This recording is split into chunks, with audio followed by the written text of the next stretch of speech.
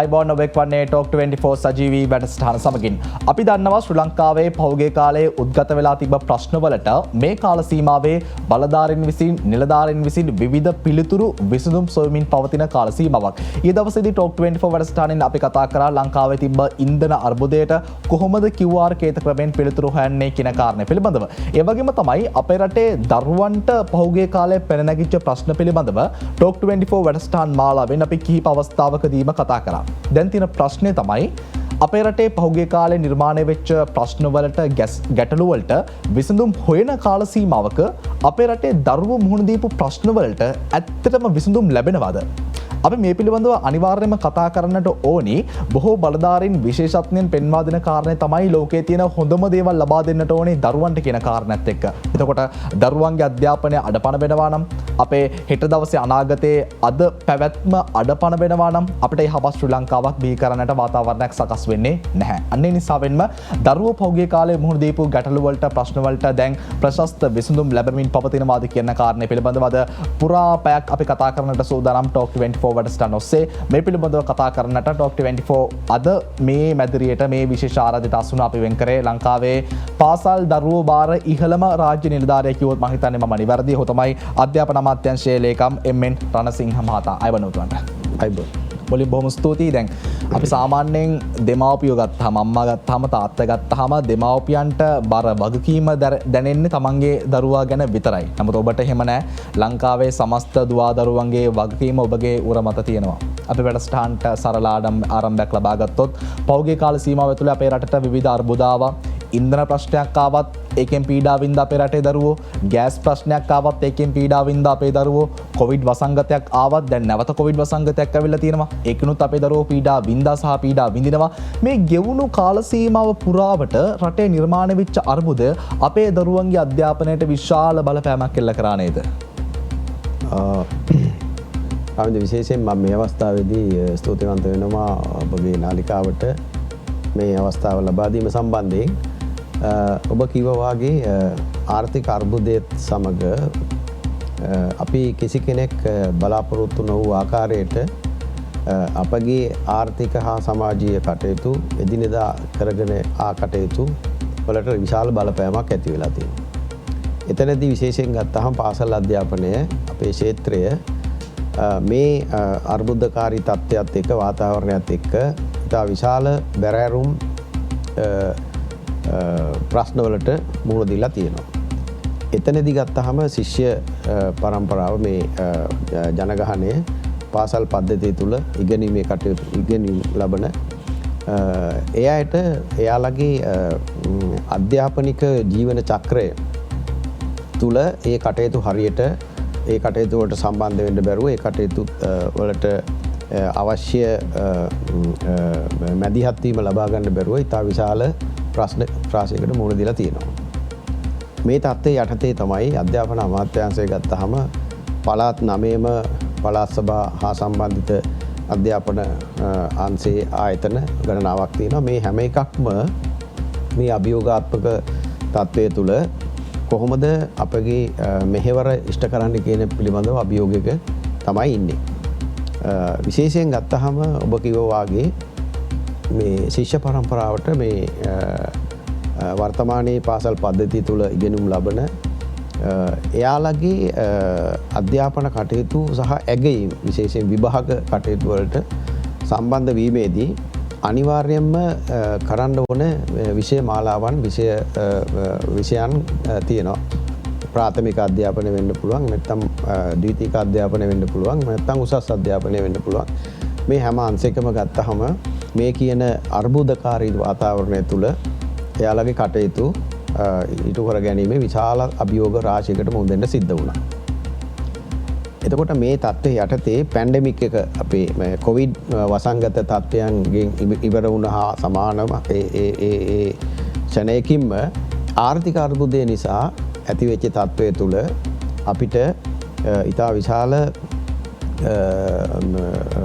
ගැටලුකාරී තත්ත්වයන් යටතේ සම්බන්ධිත පාර්ශවයන් කළමනාකරණය කිරීම. විශේෂයෙන් ගත්තාම ඉන්ධන අර්බුදය, එතකොට ඉන්ධන අර්බුදයක් සමග ආපු ප්‍රවාහන අර්බුදය, ඊට පස්සේ ඒකත් එක්කම සම්බන්ධ වෙච්ච ව්‍යාපාර කඩාවැටීම එහෙම නැත්නම් රැකී ආරක්ෂා වලට යන්න නොහැකි වීම ආදායම් මාර්ගය හිරී යාම මේ කියන ඊළඟ ආහාර නිෂ්පාදනය කරගන්න තිබ්බ බාධාවන් ඒවා ප්‍රවාහනය කරගන්න තිබ්බ බාධාවන් මේ සමස්තයම ගත්තාම ඒ සමස්තයේම ඇතිවෙච්ච අර්බුදය අධ්‍යාපන පද්ධතිය තුළට ඉතා සුවිශාල විදිහට බලපාලා තියෙනවා.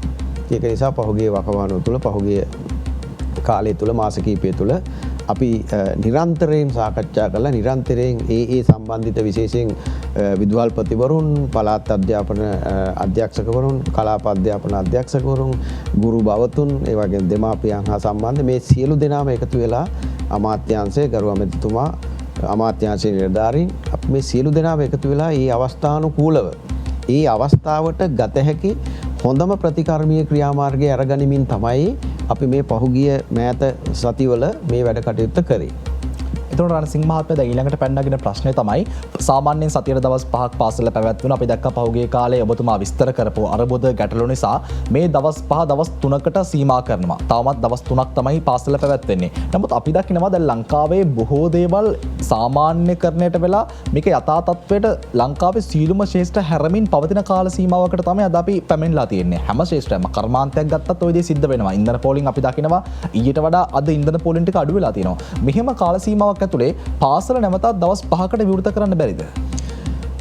ඔබ කියපු එක හරි. නමුත් දැන් අනිකුත් අංශවල නැවත පිබිදීම කොයි ආකාරයකට වුණත් ඒවා බොහෝ විට තනි පුද්ගලයන්ගේ වැඩිහිටි පුද්ගලයන්ගේ හැකියාවන් සහිත පුද්ගලයන්ගේ රැකියා එහෙම නැත්නම් වෙනත් කර්මාන්ත වලට සම්බන්ධ වීම ඒ තරම්ම රටේ සමස්තයම ගත්තහම ඒකාග්‍රතාවයකින් සිද්ධ වෙන්නේ නැහැ.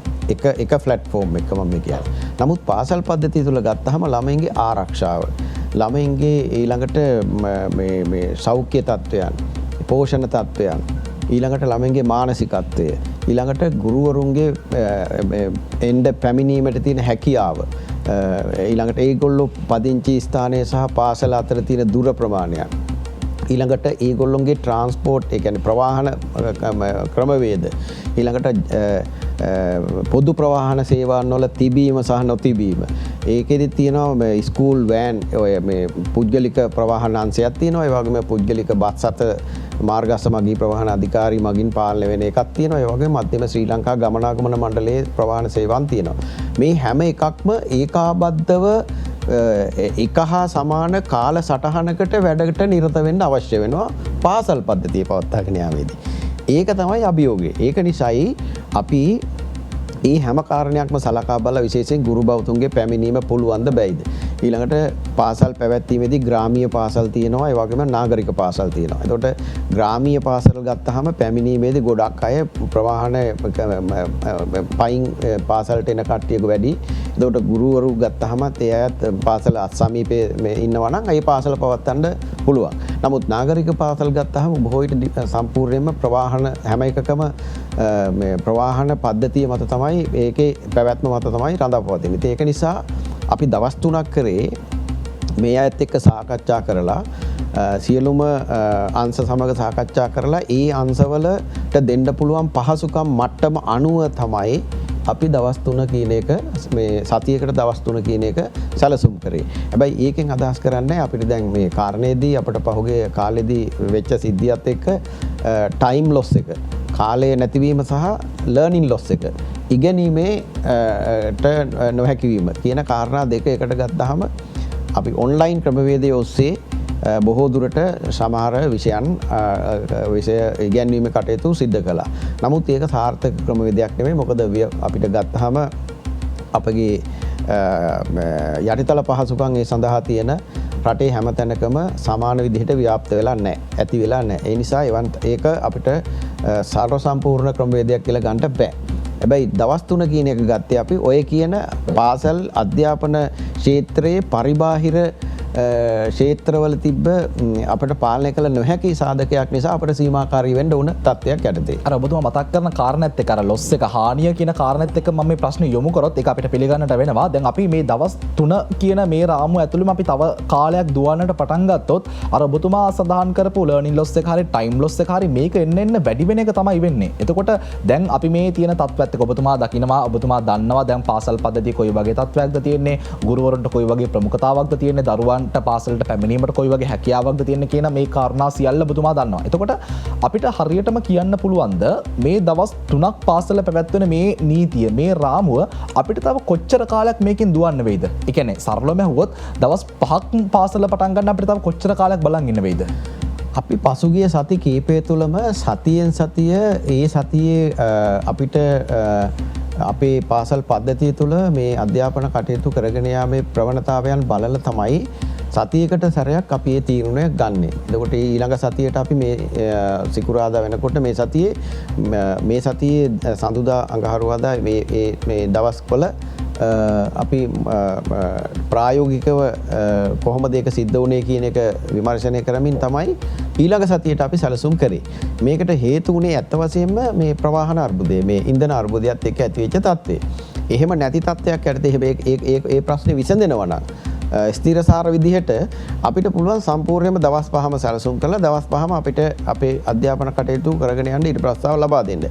හැබැයි ඒකෙන් අදහස් කරන්නේ අපි අර ලර්නින් ලොස් කියන එක අපි ජාතික අධ්‍යාපන ආයතනයේ අධ්‍යාපන අමාත්‍යාංශයේ ඊළඟට පළාත් අධ්‍යාපන අධ්‍යක්ෂකවරු අපි මෙයත් එක්ක සාකච්ඡා කරලා කොයි ආකාරයෙන්ද අපි ඒ කියන අර ගිලිහි ගිය කොටස් අධ්‍යාපනයේ විෂයමාලාවල කොටත් කොහොමද අපි නැවත ශිෂ්‍යයන්ට ලබා දෙන්නේ කියන එක ඒ පාසල් පද්ධතිය තුළ ඒක ක්‍රියාත්මක කරන්නේ කොහොමද කියන එක ගැන විශේෂ ක්‍රියාමාර්ග ගනිමින් ඉන්නේ. ඉතින් ඒක නිසා ඇගයීම් ක්‍රියාවලියේදී විශේෂයෙන් විභාග පැවැත්වෙන ක්‍රියාවලියේදී අපි ඒ ශිෂ්‍යයාවන්ට කිසිදු ආකාරයක ඒකේ බලපෑමක් ඇති වෙන්න ඉඩ තියන්න අපි බලාපොරොත්තුවක් නැහැ. අපි ඒ අනුව තමයි අපි ආයතන පද්ධතිය ඒකරාශීලා මේ වැඩේ කරගෙන යන්නේ. අපේ ක්‍රියාමාර්ග කොහොමද කියන කාරණය පිළිබඳව ඉදිරියට කතා කරමු. නමුත් දැන් දවස් 3 මේ කාල සීමාවත් මේ ප්‍රශ්න निराකරණය කරගෙන ඉදිරියට ගියොත් දැන් අපි දෙදෙනා මේ සාකච්ඡාවෙන් යෙල්න මේ මොහොතේදීත් මහත්මයා අපේ රටේ දරුවන්ට දවස් 3ක් තමයි පාසල් තියෙන්නේ. ඒකෝට සාමාන්‍යයෙන් දරුවන්ගේ පැමිණීම කොයි වගේද සහ ගුරුවරුන්ගේ පැමිණීම කොයි වගේද මේ දවස් 3ට?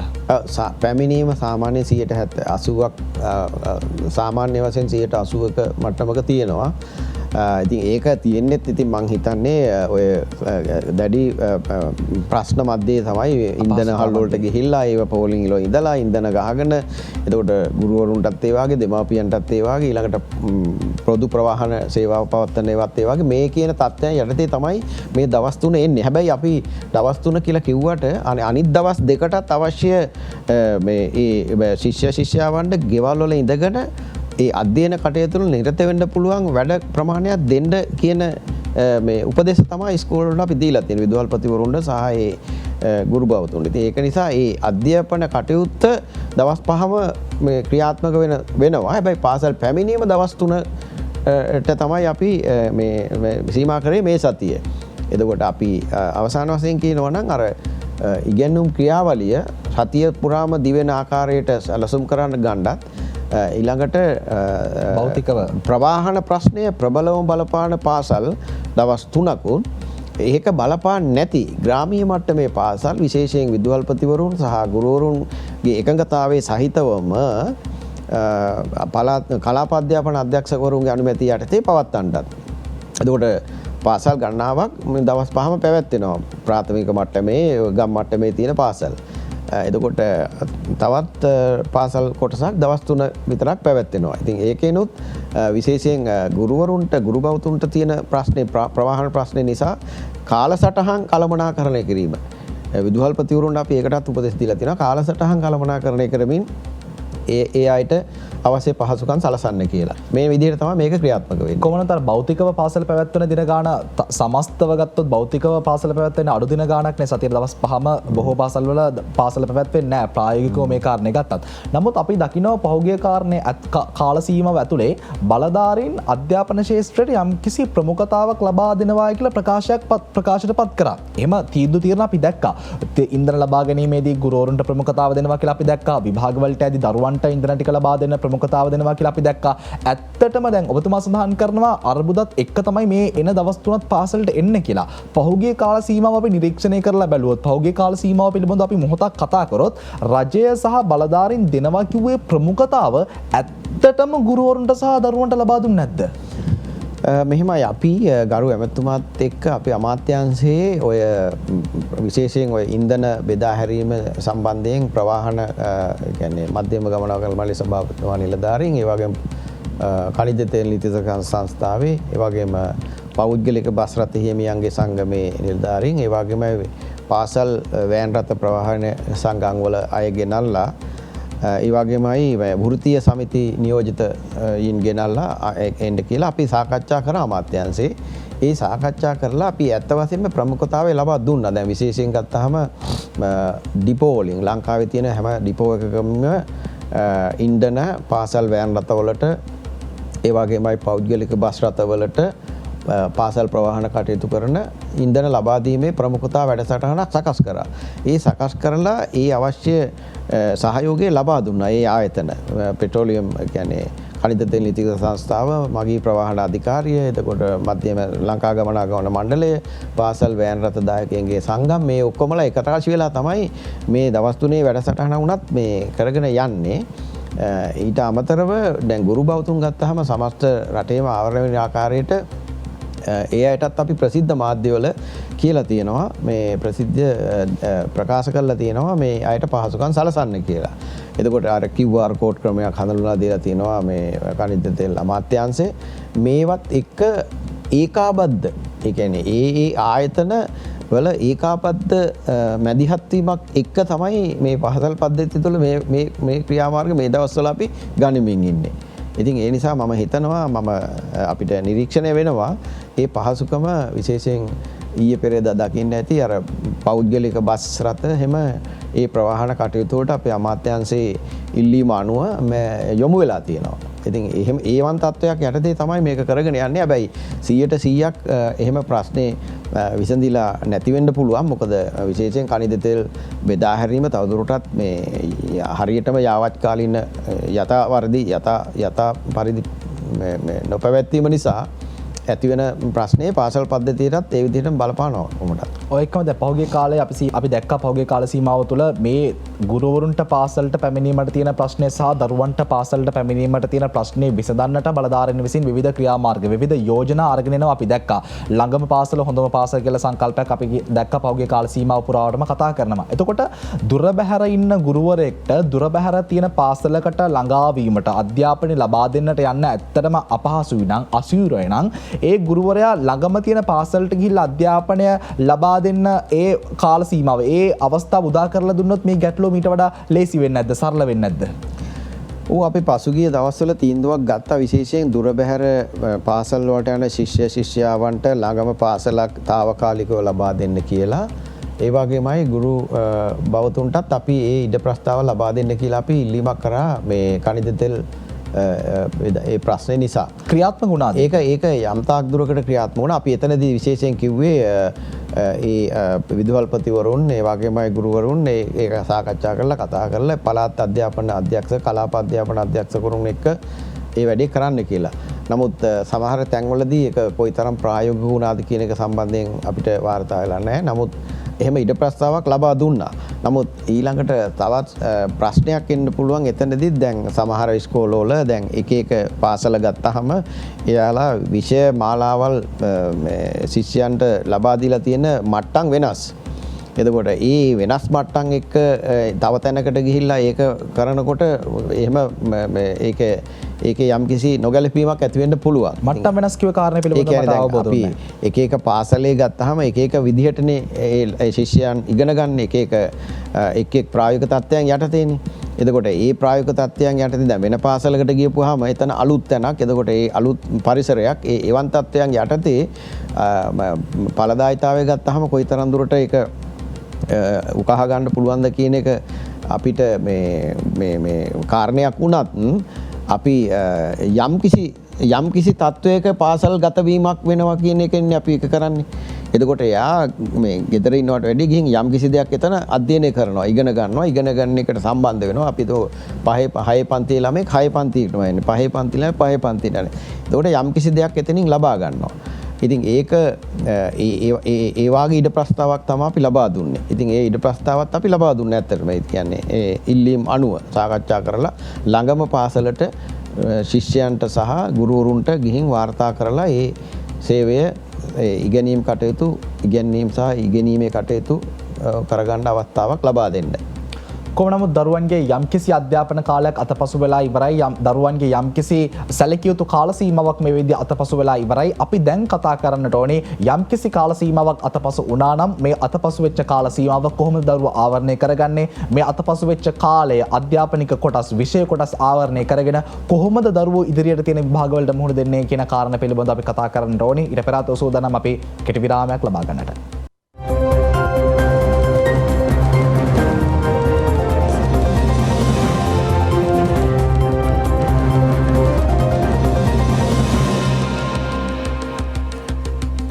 අයිබෝන් ඔබ නැවතත් ටොක් 24 සජීවී වැඩසටහන සමගින් විරාමයෙන් අනතුරුව අපි විරාමයට අදි කතා කරමින් හිටියේ කොහොම නමුත් මේ වෙද්දි දරුවන්ට යම්කිසි විෂය කරුණු ප්‍රමාණයක් අතපසු වෙලා තියෙන්නේ, යම්කිසි දරුවන්ගේ කාල සීමාවක් අතපසු වෙලා තියෙන්නේ.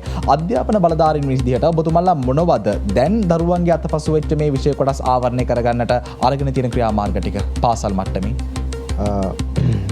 විශේෂයෙන් අපි ජාතික අධ්‍යාපන ආයතනය ඒ වගේමයි අධ්‍යාපන අමාත්‍යාංශයේ එක අංශ එහා සම්බන්ධිත අංශ ඒක රාශි වෙලා වැඩසටහන් අපි සකස් කරනවා. එකක් තමයි ගුරු බවතුන් දැනුවත් කිරීමේ සම්මන්ත්‍රණ මාලාවක් පවත්වීමට දැන් අපි සීළු කටයුතු සූදානම් කරලා තියෙනවා. ඒ වගේම තමයි උසස් පෙළ විභාගයට සූදානම් වන සිසු දරු දැරියන්ගේ දැනුම සඳහා දැනුම වර්ධනය කිරීමේ සහ විශේෂ විෂය අන්තර්ගතයන් පිළිබඳ දැනුවත් කිරීමේ වැඩසටහනක් අපි සකස් කරලා තියෙනවා. ඒවා ක්‍රියාත්මක කරන්න අවශ්‍ය ක්‍රමවේද විශේෂයෙන් පළාත් 9ටම අදාළව අපි සකස් කරලා සාකච්ඡා කරලා ක්‍රියාත්මක කරන්න සූදානම් කරලා තියෙනවා. ඒවා මේ අගෝස්තු මාසයේදී ක්‍රියාත්මක වෙනවා. අගෝස්තු මාසයෙන් ඉදිරියට ක්‍රියාත්මක වෙනවා.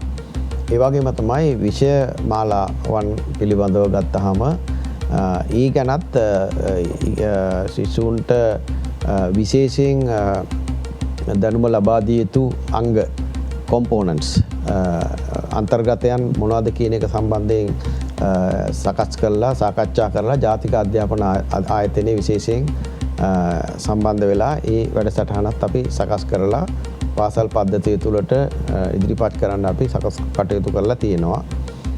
ඊට අමතරව විශේෂයෙන් කාල සීමාවන් දැන් හරි යථා තත්ත්වයට පත් වුණාම මේ ඉන්ධන බෙදා හැරීමේ කටයුතු ප්‍රවාහන කටයුතු පාසල්වල කාල සීමාව ටිකක් එහාට දික් කරලා දවල් කාල සීමාව පැයකමාරක් විතර ඉස්සරහට අරගෙන ඒ කියන කටයුතු වලට වැඩි කාලයක් ලබා දීලා ඒවා සඳහාත් අපි සැලසුම් සකස් කරලා තියෙනවා. ඊළඟට ඒකත් එක්ක ගත්තාම අපිට ශිෂ්‍ය දිවාහාර වැඩසටහන ඊළඟට පෙළපොත් ලබා දීම වැඩසටහන් මෙව්වත් අපි මේ දවස්වල ඒ විදිහටම සංවිධානය කරගෙන යනවා. මොකද ඇත්ත වශයෙන්ම අපිට තියෙන ප්‍රශ්නයක් තමයි මිල ගණන් ඉහළ යාම. මේ ආර්ථිකමය ප්‍රශ්න ගැටලුව නිසා විශේෂයෙන් අපි විවිධ මාර්ගවලින් අපේ අධ්‍යාපන ක්ෂේත්‍රයට හම්බ වෙන සම්පත් මූල්‍ය සම්පත් විශේෂයෙන් විදේශීය ආයතන වලින් අපිට ජාත්‍යන්තර කියන්නේ ලෝක බැංකුව, එතකොට ආසියානු සංවර්ධන බැංකුව, යුනිසෙෆ් ආයතනය මේ කියන ආයතන වලින් අපිට ලැබීමට නියමිත මූල්‍ය ප්‍රතිපාදන අපි නැවත සාකච්ඡා කරලා මේ පාසල් පද්ධතිය තුළ ඒ කියන විශේෂ අවශ්‍යතා ඉෂ්ට කරගැනීමේ ක්‍රමවේදයකට යොමු කරන්න අපි සැලසුම් සකස් කරලා තියෙනවා.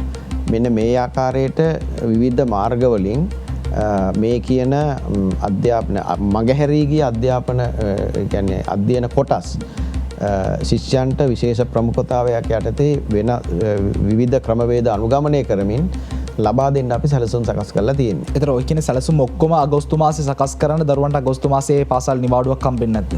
දැන් අපි මේ විභාග කාලසටහනත් එක්ක පසුගිය දවස්වල ක්‍රියාත්මක කරපු අගෝස්තු මාසයට පාසල් නිවාඩුවක් ලබා දීමට අපි තාම තීරණය කළා නැහැ. මොකද ඒක අපි ඒ කාලෙත් පාවිච්චි කරන්න තමයි බලාපොරොත්තු වෙන්නේ පාසල් පද්ධතිය තුල මේ ඉගැන්වීම කටයුතු කරන්න.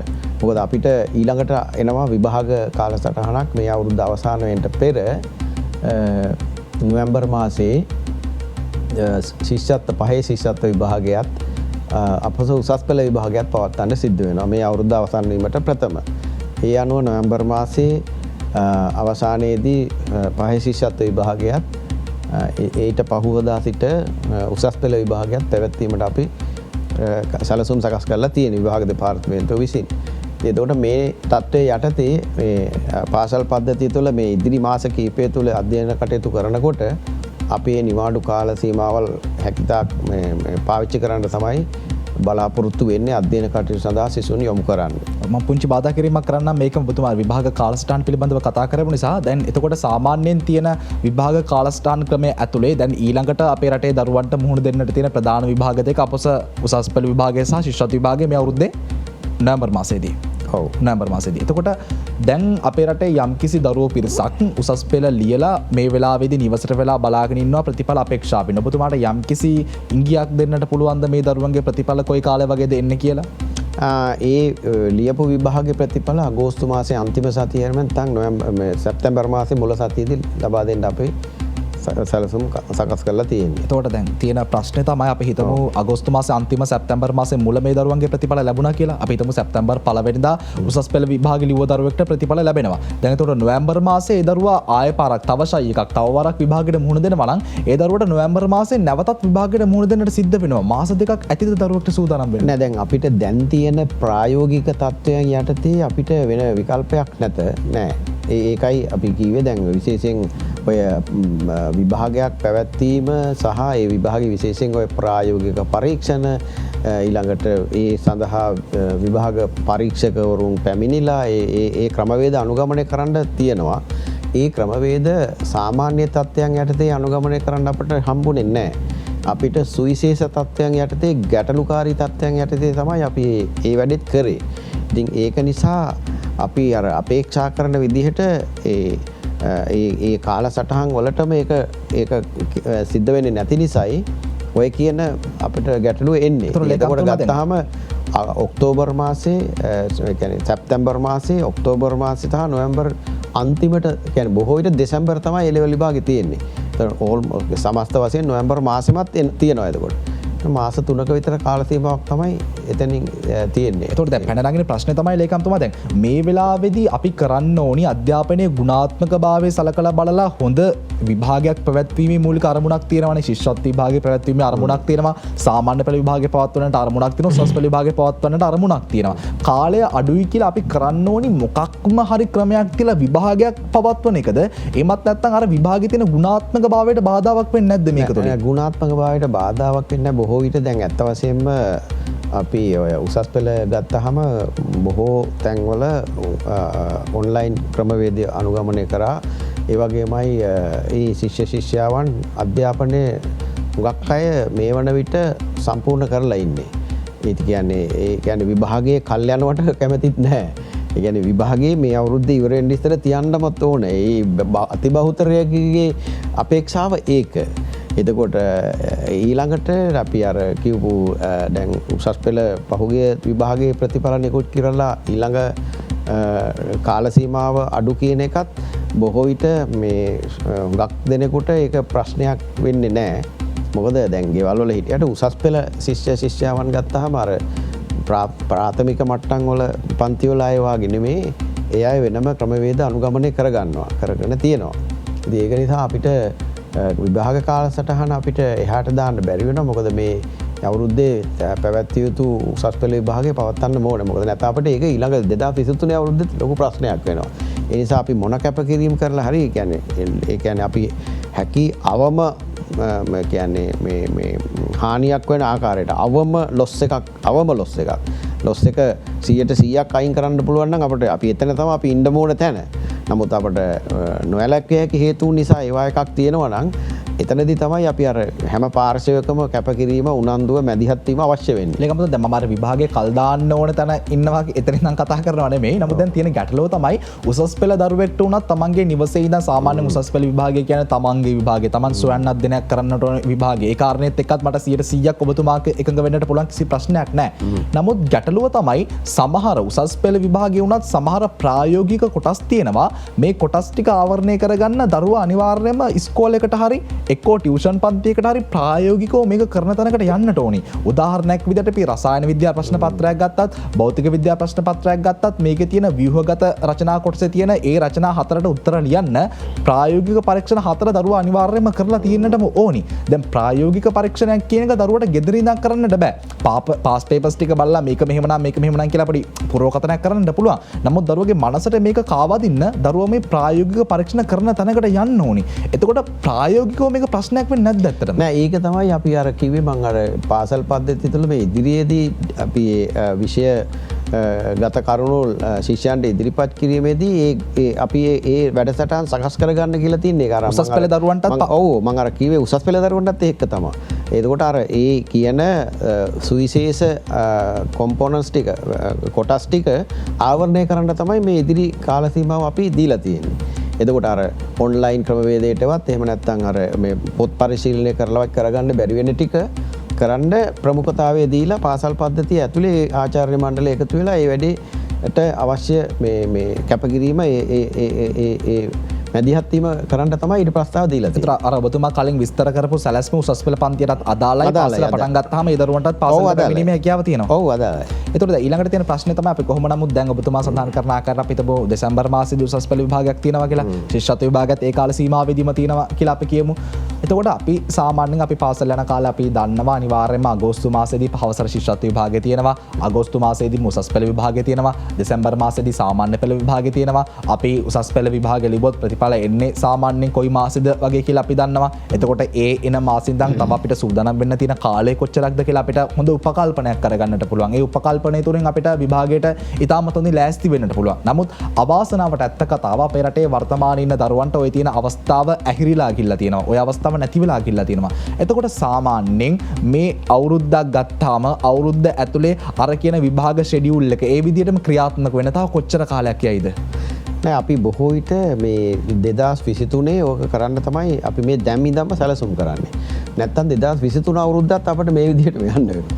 ඒක නිසා අපි ඒ 2023 ඇතිවන අවාසිය සහගත තත්ත්වයේ ඒ ලොස් එක ඒ අහිමිවීම නැති කරන්න තමයි අපි දැන් මේ වකවානුවේ මේ විදිහට සැලසුම සකස් කරන්නේ. මොකද මේ වකවානුවේ මේ කියන මේ ගමන අපි මේ විදිහට සැලසුම් කරලා තියෙන්නේ. එතකොට හැම පාර්ශවයක්ම ඒකරාශී වෙලා නැවත ඉඳගෙන සාකච්ඡා කරලා බලලා මේ ඇගයීම් ක්‍රියාවලියට කිසිදු බාධාවක් නොවන ආකාරයට ශිෂ්‍ය ශිෂ්‍යාවන්ට කිසිදු හානියක් කරදරයක් නොවන බාධාවක් නොවන ආකාරයට අපි මේ වැඩසටහන ගෙනියන්නේ ඒ මට්ටමින්. එතකොට ආයතන සියල්ලම ඒකරාශී වෙලා විභාග දෙපාර්තමේන්තුව, ජාතික අධ්‍යාපන ආයතනය, අධ්‍යාපන අමාත්‍යාංශය, පළාත් අධ්‍යාපන අධ්‍යක්ෂකවරු, කලාප අධ්‍යක්ෂකවරු, විදුහල්පතිවරු, ගුරුවරුන්, දෙමාපියන් මේ සියලු දෙනාම ඒකරාශීලා තමයි මේ වැඩේ මේ විදිහට කරන්න අවශ්‍ය වෙන්නේ. එතකොට මම අර මුලදීම කිව්වා වගේ එක්ස්ට්‍රා කැපකිරීමක් කියන්නේ සුවිශේෂ කැපකිරීම කරන්න සිද්ධ වෙන අපි හැම කෙනාටම ළමයින්ගේ ඉඳන් අධ්‍යාපන අමාත්‍යාංශ නිලධාරීන් වෙන්න පුළුවන්, ගුරුවරුන් වෙන්න පුළුවන්, පාසල් පද්ධතිය වෙන්න පුළුවන්. එතකොට අනිකුත් සම්බන්ධිත ක්ෂේත්‍රවල දායකත්වයේ ලැබෙනවා නම් අධ්‍යාපන ක්ෂේත්‍රයේ ලැබෙන ඒවා වෙන්න පුළුවන්. මේ හැම එකකදීම ඒ කැපකිරීම කරන්න සිද්ධ වෙනවා. ඒකේ තමයි අර්බුදය කියන්නේ ඒක. ඒතකොට අර්බුදය කියන එක මගහරින්න බෑ. ඒකට අනුගත වෙලා ඒක ඇතුලේ කළමනාකරණය කර ගැනීමක් තමයි අපිට කරන්න සිද්ධ වෙන්නේ. අද දරුවන්ට ඒ සහනය නැති වුණත් මතු පරපුරට තව පරම්පරා දෙකකින් හරි ලබන අවුරුද්දේ විභාගය ලියන්න එන්න දරුවන්ට ඒ සහනය ලැබෙනවා නම් ලොකු දෙයක් නේ. ඒතකොට දැන් ප්‍රශ්නේ තමයි අර්බුදය එක්ක වුණත් දැන් අර කියන එක්ස්ට්‍රා කැපකිරීම කරන්නට සිද්ධ වෙලා තියෙන්නේ මේ කාල සීමාව විභාග ලියන දරුවන්ට. එතකොට මේක පොඩි යෝජනාවක් විදිහට මම මේ ප්‍රශ්නේ අහන්නේ. එතකොට දැන් අතිරේක කැපකිරීම කරන්නේ මේ කාල සීමාව විභාග ලියන දරුවනේ. එතකොට ඒ දරුවන්ට ප්‍රශ්න පත්‍රයේ ඇතුලේ මේ ප්‍රශ්න පත්‍රයේ සාමාන්‍යයෙන් අර තියෙන සාමාන්‍ය ආකෘතිය වෙනස් කරලා, ව්‍යුහය වෙනස් කරලා යම් කිසි සහනයක් ලබා දෙන්න බැරිද අපිට? නෑ දැන් අපි කොහොමටත් ඔය ඇගයීම් ක්‍රියාවලියට එනකොට අපි අවුරුද්ධ පුරාම සමස්ත වශයෙන් රටේ ඉගෙනීම් සහ ඉගැන්වීම් සහ ඉගෙනුම් ක්‍රියාවලිය ගැන ඇසෙස්මන්ට් එකක් ඒ කියන්නේ ඇගයීමක් කරලා තමයි අපි එතෙන්ට එන්නේ. ඉතින් එතකොට අපි ඒ සුවිශේෂ තත්ත්වයන් තිබ්බනම් ඒ වාරවල අපි ඒවා සලකා බලලා තමයි ඒ විභාග දෙපාර්තමේන්තුව ජාතික අධ්‍යාපන ආයතනය ඒ කියන ඇගයීම් කටයුත්තට සැලසුම සකස් කරන්නේ. ඒක නිසා මං හිතන්නේ එහෙම කාටවත් හානියක් නොවන ආකාරයට අවශ්‍යයක් සහගත තත්ත්වයක් විශේෂයෙන් එහෙම ඇති නොවන ආකාරයට ඒ කටයුත්ත කරන්න අපි වග බලා ගන්නවා. බා වෙන දෙයක් නෑ දරුවන්. ඔව්. පුංචි බාධා කිරීමක් කරන්න අපි තවදුරටත් ඉදිරියට කතා කරන්න ඕනේ. මේ දරුවන්ගේ අධ්‍යාපනය දැනුම ආකල්ප කුසලතා කියන මේ ත්‍රිත්වයම තිබෙනවා.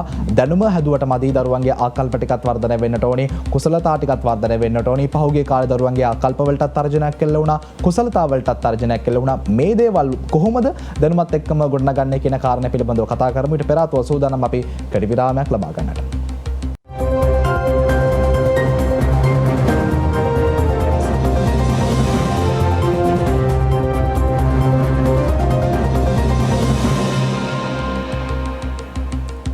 ඔබ නැවතත් ටෝක් 24 සජීවී වැඩසටහන සමගින් විරාමයෙන් අනතුරු අපේ විරාමයට අද්දි කතා කරමින් හිටියේ දරුවන්ගේ බිඳ වැටුණු අධ්‍යාපනයේ විෂය කොටස් කොහොමද ආවරණය කරගන්නේ කියන කාරණය පිළිබඳව අපි වැඩසටහනේ ආරම්භයේ සිට මේ දක්වා කතා කරා.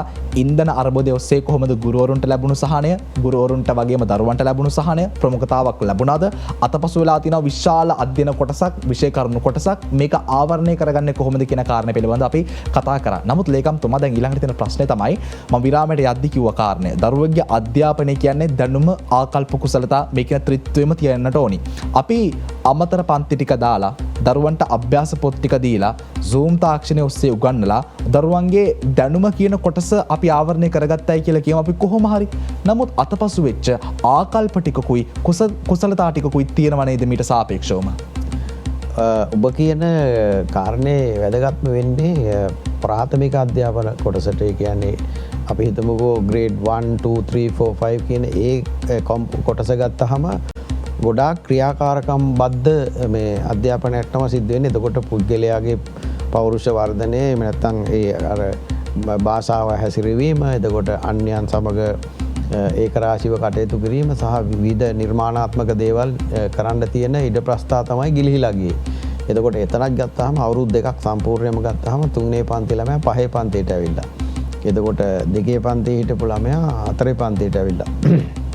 මේ தත්ත්වය යටතේ ඒ ක්‍රියාකාරකම් එයාලගේ ඒ කියන්නේ විෂය බාහිර ක්‍රියාකාරකම් කියලා කොටසකුත් තියෙනවා. ඒතර ඉවෙන් තමයි අර පෞරුෂ වර්ධනය, ඒ අර වෙනත් ඒකරාශීම කණ්ඩායම් හැඟීම්, මේ විදිහේ වැඩ කිරීමට අවශ්‍ය ශක්තිය, කුසලතාවය, ඒ ආකල්ප වර්ධනය කියන එක ලබා දෙන්නේ. ඉතින් ඒකත් අපිට කරන්න සිද්ධ වෙනවා විශේෂ වැඩසටහන් ක්‍රියාත්මක කරලා. විශේෂ කණ්ඩායම් වැඩසටහන් හරි එහෙම නැත්නම් එක් ශිෂ්‍යයා පාදක කරගෙන ඒ විශේෂ වේගවත් වැඩසටහන් නිර්මාණය කරමින් ක්‍රියාත්මක කරන්න සිද්ධ වෙනවා. එතකොට මේවා අපි විශේෂයෙන් අධ්‍යාපන ක්ෂේත්‍රයේ ගත්තහම අධ්‍යාපන ක්ෂේත්‍රයට හා සම්බන්ධ වෙනත් උපකාරක සංවිධාන වල සහයෝගය ලබා ගන්නත් පුළුවන් මේකට. ඒ කියන්නේ ඒවත් ලබා ගන්න ඊට ප්‍රස්තාව හොයා ගන්න වෙනවා ඉදිරියේදී. මොකද ඒක තමයි මම අර මුලදී කිව්වේ කාල සීමාව වැඩි කිරීම. පාසල් තුල ගත කරන කාල සීමාව වැඩි කරමින් අර වැඩි කරන කාලය තුල අර කියන අර වාගේ ආකල්ප වර්ධනය, පෞරුෂ වර්ධනය, විෂය බාහිර ක්‍රියාකාරකම් වලට අදාළ දේවල් ටික කරන්න කියලා. මොකද ඒක ගෙදරදී කරන්න බෑ. එතකොට දැන් ඔය ඔන්ලයින් අධ්‍යාපනය එහෙම නැත්නම් ඔය පොත් පරිශීලනය කරන එක, ප්‍රශ්න වලට උත්තර ලියන එක, ඒවා ටික ගෙදර කරන්න පුළුවන් වුණාට අර ඉස්කෝලේ අර කියන කාලේ පාවිච්චි කරන්න පුළුවන් අන්න ඒ වාගේ වට. ඒක තමයි මම කිව්වේ අර ප්‍රතිනිර්මාණය කර ගැනීම අවශ්‍යතාවයක් තියෙනවා. ඩිලිවරි, ඒ කියන්නේ ඉගැන්වීමේ ක්‍රියාවලිය, ඉගැන්වීම කන්ටෙන්ට් එක, ඒ කියන්නේ අන්තර්ගතය ශිෂ්‍යයන්ට ලබා දීමේ ක්‍රමවේදය සහ ප්‍රමුඛතා සකස් කර ගැනීම, මොන අංශද වැඩිපුර මේ කරන්න ඕනනේ පාසල් පද්ධතිය තුළ මොන දේවල්ද ගෙදර ඉඳගෙන කරන්න දෙන්න පුළුවන් කියන ඒවා සම්බන්ධයෙන් වැඩසටහන් සකස් කරගන්න වෙනවා.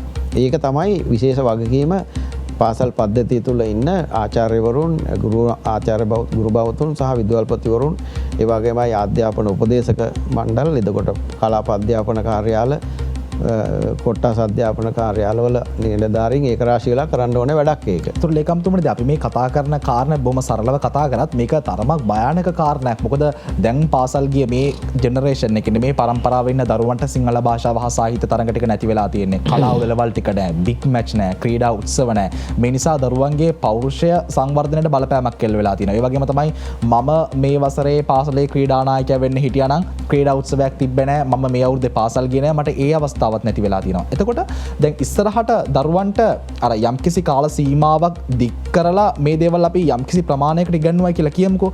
එතකොට අර උසස් පෙළ පන්තිවල සාමාන්‍ය පෙළ පන්තිවල හිටපු මේ වෙද්දි ඔය කියන ඔබතුමන්ලා මේ සැලසුම් කරන කාල සීමාවෙද්දි පාසල් අධ්‍යාපනය නිමා කරලා ඉන්න දරුවන්ට මොකද වෙන්නේ? නෑ ඒක තමයි මම කිව්වේ. දැන් අපි අර ගත්තාම අර්බුදය කියන එක තුල මේ සුවිශේෂ තත්ත්වයන්ට සුවිශේෂ ක්‍රියාමාර්ග ගන්න වෙනවා. දැන් මේක සුවිශේෂ තත්ත්වයන් මේ. ඉතින් ඒ වගේ තමයි අපි ගත්තාම සමහර තැන්වල පුද්ගලිකව දැන් අපි ප්‍රාථමිකාංශ කියලා මම විශේෂයෙන් කිව්වේ අනිවාර්යයෙන්ම එයාට මඟ පෙන්වීම අවශ්‍යයි. ගුරුවරුන්ගේ මැදිහත් වීම, දෙමව්පියන්ගේ ඍජු මැදිහත් වීම අවශ්‍යයි. ඒ කොටසක් ඉන්නවා. තවත් සමහර කොටසක් ඉන්නවා අපිට පුළුවන් කණ්ඩායමක් විදිහට අරගෙන උපදෙස් දීලා මඟ පෙන්නලා වැඩේ කරන්න ටිකක් ඉහළ මට්ටමේ උසස් පෙළ සිසුන් ගත්තාමත් අපිට පුළුවන් ඒ කණ්ඩායම් විදිහට ලොකු කණ්ඩායමකට අදාළ වැඩසටහන් සකස් කරන්න. ඒක තමයි මම අර කිව්වේ පාසල් වෙලාවෙන් පරිබාහිරව හරි අපි පාසල් කීපයක් ඒක රාශි කරලා එක තැනකට ගෙනල්ලා ඒ දැනුවත් කිරීමේ වැඩසටහන් හරි කලාප මට්ටමින් අපි සිද්ධ කරන්න වෙනවා අනාගතයේදී ඉදිරියේදී මේ කියන දේවල් ඒ අයට ලබා දීම සඳහා.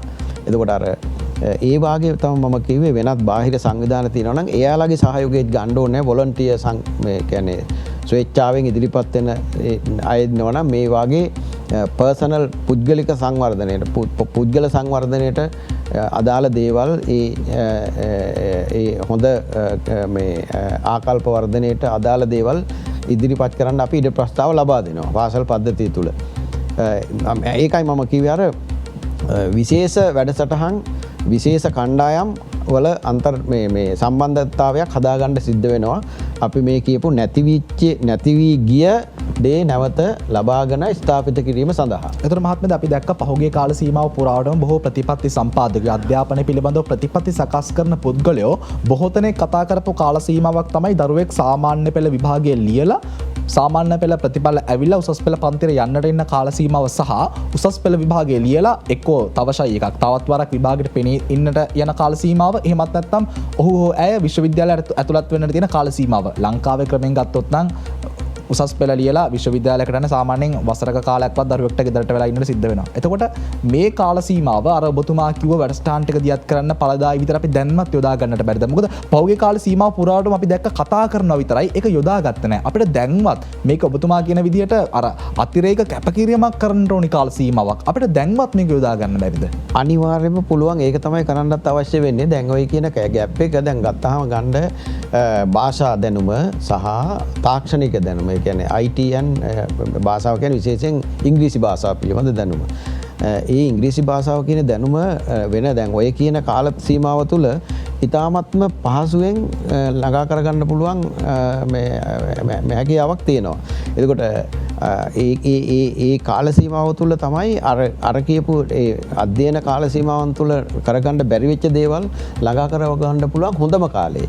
එතකොට ඒක තමයි මම අර කිව්වේ සමහර අයට පුද්ගලිකව ඒක කරගන්න බැරුණා අපිට සංවිධානගත වෙලා ඒ සංවිධානවල සහයෝගය ලබා අරගෙන ඊට පස්සේ තාක්ෂණයේ තියෙනවා දැන් ඔන්ලයින් සිස්ටම්ස් මේ අධ්‍යාපන දුරස්ථ අධ්‍යාපන ක්‍රමවේද අපි ඒවා දැන් අපේ අධ්‍යාපන අමාත්‍යාංශය තුළ ක්‍රියාත්මක වෙනවා. ඒ වගේ වැඩසටහන් අපි ඉස්සරහදී හඳුනාගෙන අපි ඒ අයට වෙනම ඒ වගේ වැඩසටහන් ක්‍රියාත්මක කරන්න තමයි අපි සැලසුම් කරන්නේ. ඒක තමයි මම අර කිව්වේ අර උසස් පෙළ විභාගයේ ලියලා ප්‍රතිඵලාවෙන් පස්සේ විශ්වවිද්‍යාලයට යන ඒ ප්‍රවේශයේ අතරතුර කාලේ ඒ වගේ විශේෂ වැඩසටහන් වලට කණ්ඩායම්ගතව ඒ කණ්ඩායම් හා ක්‍රමවේද අනුගමනය කරමින් අපිට කරන්න පුළුවන්. ඒ සඳහා අවශ්‍ය සහයෝගය අපි අධ්‍යාපන ක්ෂේත්‍රයේ ඉදිරියට අමාත්‍යාංශ ඉදිරියට ලබා දෙන්න ඕනේ. ඉතින් ඒකට අපි ඊටාත්ම මේ ධනාත්මකව මැදිහත් වෙන්න බලාපොරොත්තු වෙනවා. ඒ වගේම අපි බලාපොරොත්තු වෙනවා අපේක්ෂා කරනවා ඒ වගේ සංවිධාන තියෙනවා නම් ඒගොල්ලෝ අධ්‍යාපන අමාත්‍යාංශයත් සමග සම්බන්ධ කරගන්න. ඔබතුමා ඉතාමත් හොඳ ප්‍රවණතා කීපයක් සඳහන් කරනවා. දැන් අපි මේක ලෝකයේ අනෙක් රටවල් එක්ක පොඩ්ඩක් සංසන්දනය කරොත් අපිට ලැබිලා තියෙන අවසාන කාල සීමාව ඇතුලේ අපි දකිනවා අද ලෝකයේ දියුණුම අධ්‍යාපනික රටාවක් තියෙනවා කියන ෆින්ලන්තේ වුණත් කාලයකදී අධ්‍යාපනයක වශයෙන් කඩාවැටීමක් තිබ්බා. ඒ රටටත් අර්බුද ආවා. ඉන් අනතුරුව ඒ අර්බුද එක්ක ඔවුන් අධ්‍යාපනය ගොඩනගන්නට ඕනි කොහොමද කියන කාරණය පිළිබඳව ඊට පිළිතුරු හෙව්වා. ඒ තාක්ෂණයත් එක්ක බද්ධ වෙලා නව ක්‍රමත් එක්ක බද්ධ වෙලා අද ෆින්ලන්තයේ අධ්‍යාපන ක්‍රම ඉතාමත් හොඳ රටාවක තියෙන හොඳ තත්ත්වයක තියෙනවා. අපේ රටටත් අධ්‍යාපනික වශයෙන් අපි යම් කිසි සංස්කෘතික ගමන් මාර්ගයක ආවා. දැන් අපිට කරදර ඇවිත් තියෙනවා, අපිට අර්බුද ඇවිත් තියෙනවා. අපි දකිනවා ඔබතුමා සඳහන් කරපු ප්‍රතිපත්තිත් එක්ක තාක්ෂණ යොදාගෙන හෝ වේවා විවිධ ක්‍රම ශිල්ප යොදාගෙන හෝ වේවා දැන් අපි මේකට විසඳුම් හොයන්නට පටන් අරගෙන තිබෙනවා. ඒ අනුව අපි හිතනවා තව පරම්පරා කිහිපයකින් අපි ආව මේ සම්ප්‍රදායික අධ්‍යාපනික රටාව වෙනස් වෙලා නව අධ්‍යාපනික රටාවක් නිර්මාණය වෙයි කියලා. මේ නිර්මාණය වෙන අධ්‍යාපනික රටාව ඇතුලේ මොනවද තියෙන්නට ඕනි දේවල්? අපේ මේ සම්ප්‍රදායික අධ්‍යාපන අපි කොහොමද තව වෙනස් කරගන්න ඕනි? ඇත්ත වශයෙන්ම ඔබ ආපු තැන අපි දැන් ඇවිල්ලා ඉන්නවා. දැන් විශේෂයෙන් අධ්‍යාපන ක්ෂේත්‍රයේ ගත්තාම අපිට තියෙන්න ඕනේ ප්‍රතිපත්තිය. විශේෂයෙන් අධ්‍යාපන ප්‍රතිපත්තිය, ජාතික අධ්‍යාපන ප්‍රතිපත්තිය අපි සකස් කරලා දැන් අවසාන දිරි තියෙන. දැන් අවසාන කරලා තියෙන පහුගිය වකවානුව තුළ ඉතාමත්ම දැඩි කැපකිරීමකින් කණ්ඩායම් රාශියක් ඒකරාශි කරගෙන අධ්‍යාපන ප්‍රතිපත්තිය සකස් කරලා තිනවා ජාතික අධ්‍යාපන කොමිසම විවිධ ආයතන සමග සම්බන්ධීකරණය කරමින්. ඒකේ අවසාන අතීර දැන් තියෙන්නේ ඒක ක්‍රියාත්මක මට්ටමට පත් කරන්න. ඊළඟට ඒ ප්‍රතිපත්තිය ගත්තාම මේක ක්‍රියාත්මක කිරීමේ නීතිමය රාමුව. දැන් අපිට තියෙන්නේ පරණ අධ්‍යාපන පනතක් තියෙන 1961 ඊට පස්සේ ඊට අමතරව දැන් අධ්‍යාපන ක්ෂේත්‍රයේ නොයෙකුත් ආයතන ඇති වෙලා තියෙනවා. නොයෙකුත් ක්‍රමවේද ඇති වෙලා තියෙනවා. තාක්ෂණික දියුණුව ඇති වෙලා තියෙනවා. මේ ඔක්කොම දේවල් අන්තර්ගත කරලා අධ්‍යාපන පනත නීති රීති රාමුව සකස් කරගන්න ඕනේ. ඒ වගේමයි ආයතන පද්ධතියක් තියෙනවා අධ්‍යාපන ක්ෂේත්‍රයේ දැනට ක්‍රියාත්මක උදේ විශේෂයෙන් ගත්තාම ජාතික අධ්‍යාපන ආයතනයේ අධ්‍යාපන විද්‍යාපීඨ 1980 ගණන් වල ඇති කරපු දේවල්. එතකොට ඒ ආයතන ඊළඟට පළාත් බද ආයතන සමුදායක් තියෙනවා. මේවා ප්‍රතිනිර්මාණය කරලා මේවා ප්‍රතිව්‍යුහගත කරලා නැවත අපි අලුත් වර්තමාන තත්ත්වයට ගලපා ගන්න හදන්න ඕනේ. මේක රිෆෝම් ඒ කියන්නේ අධ්‍යාපන ප්‍රතිසංස්කරණ වැඩසටහනක් දැන් ක්‍රියාත්මක කරනවා. ඒ ප්‍රතිසංස්කරණ වැඩසටහනේ අංගෝපාංග 10ක් තියෙනවා. ප්‍රධාන අංග 10ක්. ඒ 10 යටතේ තියෙන ප්‍රධාන එකක් තමයි පරිපාලන ප්‍රතිසංස්කරණ. අධ්‍යාපන පරිපාලන ව්‍යුහය ප්‍රතිසංස්කරණය කිරීම කියන එකට ප්‍රමුඛතාවය අපි ලබා දීලා තියෙනවා. ගරු ඇමතිතුමාගේ මැදිහත් වීමෙන් අපි ඒක දැන් වහාම ක්‍රියාත්මක කරන්න උත්සාහ කරනවා. එතකොට මේ පරිපාලන ප්‍රතිසංස්කරණත් සමග ගත්තාම ඊළඟට විෂය මාලා ප්‍රතිසංස්කරණ, ඊළඟට ඉගැන්වීමේ ක්‍රමවේද නිර්මාණය කිරීම, ඊළඟට තාක්ෂණය භාවිතා කිරීම, මේ කියන හැම එකක්ම අපි ඒකරාශි කරලා අධ්‍යාපන ක්ෂේත්‍රයට ඔය කියන මේ කියන්නේ මේ සස්ටේනබල් ඩෙවලොප්මන්ට් ගෝල්ස් කියලා තියෙනවා අපිට කියන්නේ ඒ සංවර්ධන ඉලක්ක ජාත්‍යන්තර වශයෙන් අන්තර්ජාතික වශයෙන් පිළිගත්ත ඒවා අපි පාවිච්චි කරමින් ඒවා පදනම්ම තමයි අපි අධ්‍යාපන ක්ෂේත්‍රයේ ප්‍රතිසංස්කරණය කිරීම කරන්න යන්නේ. ඉතින් ඒකට මේ ප්‍රතිසංස්කරණවල තියෙනවා භෞතික ව්‍යුහයන් සකස් කිරීම, මානව සම්පත් සංවර්ධනය, විශේෂයෙන් ආචාර්ය ගුරුවරුන්, ආචාර්යවරුන්, ඒවා විදුහල්පතිවරුන් සහ අධ්‍යාපනඥයන්ගේ දැනුම කුසලතා ආකල්ප වර්ධනය කරමින් පවත්වාගෙන යාම, ඊළඟට ඒ සඳහා අවශ්‍ය තාක්ෂණික මෙවලන් නිර්මාණය කිරීම, ඒ සඳහා අවශ්‍ය ආයතනික රාමුව නිර්මාණය කිරීම, මේ කියන සියල්ලක්ම මේ කියන ප්‍රතිසංස්කරණ වැඩසටහනේ තියෙනවා. ඒක අපි මේ ඉදිරි අවුරුදු මේ මාස අවුරුදු කිහිපය තුළ ක්‍රියාත්මක කරන්න සැලසුම් සකස් කරලා තියෙනවා. අපේ කාල වේලාව නිමවට පත් වෙනවා. කොහොම නමුත් අපි මේක අර්බුදත් එක්ක යන ගමන තව කතා කරන්න තිබ්බන ඇත්තටම හොඳයි. අපි ගැටලුත් එක්ක යන ගමනක් අවසාන වශයෙන් රටේ දරුවන්ට බොහොම කෙටියෙන් මොකක්ද ඔබතුමාට කියන්නට තියෙන්නේ රටේ පාසල් දරුවෝ බාර ඉහළම රාජ්‍ය නිලධාරියා වශයෙන්? මට කියන්න තියෙන්නේ දැන් අපි සාමාන්‍යයෙන් ගත්තහම අපිට පහසුකම් සලසන්නාගේ ක්‍රියාමාර්ගය ගන්න පුළුවන්. අධ්‍යාපන අමාත්‍යාංශය සහ සියලුම අය කරන්නේ පහසුකම් සලසන්නාගේ භූමිකාව. පහසුකම් සලසන්නාගේ භූමිකාවට එකතු වෙන්න ඕනේ පුද්ගලිකව ඒකට නිරත වන පුද්ගලයා විදියට පුරවැසියා. Junior citizen. ඒවා ඊළඟට එයාලගේ දෙමව්පියන් සහ ඒ කට්ටිය ඉතුරු මැදිහත් වීම කරන්න ඕනේ. එතකොට මෙන්න මේකත් එක්ක තමයි අපි ලංකාවේ සමාජ ආර්ථික පරිසරයට මූණ දෙන්න පමණක් නෙවෙයි ලෝක සමාජ ආර්ථික පරිසරයට මූණ දෙන්න පුළුවන් ගණයේ ශක්තිමත් පුද්ගලයෙක් විය යුතුයි කියන එකයි මගේ අදහස. බොහොම ස්තුතියි ඔබතුමන්ට. Thank you. අපි මේක අර්බුදත් එක්ක යන ගමනක්, අපි මේක ගැටලුත් එක්ක යන ගමනක්. නමුත් දැන් ගැටලු සහ අර්බුද විසඳමින් තිබෙනවා. අපි කතා කරන්නේ අර්බුද වලින් පසුව දරුවන්ගේ පහුගිය කාල සීමාව පුරාවටම කතා කරපු බොහොම නිහඬ ප්‍රශ්නයක් අධ්‍යාපනය කොහොමද සංවර්ධනය වෙන්නට ඕනි කියන කාරණය පිළිබඳව. මේ කාල සීමාවේදී බොහෝ දෙනෙක් ආර්ථික ප්‍රතිපත්ති ගැන කතා කරනවා, රටේ දේශපාලනික ප්‍රතිපත්ති ගැන කතා කරනවා. හැබැයි මතක තියාගන්නට ඕනේ වැදගත්ම කාරණය මේ සියලු දේවල් එක්ක අධ්‍යාපනික වශයෙන් උත් ප්‍රතිපත්ති සකස් වෙන්නට ඕනි. වැඩසටහන අද මේ විදිහට නිමා කරන්නම්. අධ්‍යාපන අමාත්‍යාංශයේ ලේකම්තුමා කිව්ව විදිහටම පහසුකම් සැපීමේ කාර්යය ඕන්ට කරන්නට පුළුවන්. නමුත් මේකට පුද්ගලානුබද්ධයක් තියෙන්නට ඕනේ. පාසල් දරුවෝ විදිහට, වැඩසටහන බලන පුද්ගලයෝ විදිහට, නරඹන පුද්ගලයෝ විදිහට ඔබටත් ඒකට වගකීමක් තිබෙනවා. ගැටලු මැද්දේ වුවත්, ප්‍රශ්න මැද්දේ වුවත්, ලැබිලා තියෙන සීමිත පහසුකම් මැද්දේ වුවත් ඔබගේ වැඩ කටයුතු කරගෙන ගියොත් අපිට පුළුවන් වෙවි සාර්ථක හෙටක් නිර්මාණය කරගන්න. මොකද උගත මනා ශිල්පයමයි මතු රැකෙනා. තවත් මෙවැනිම කාලීන සහ කාලෝචිත ටොක් 24 වැඩසටහනකින් අපි නැවත හම්බ වෙමු.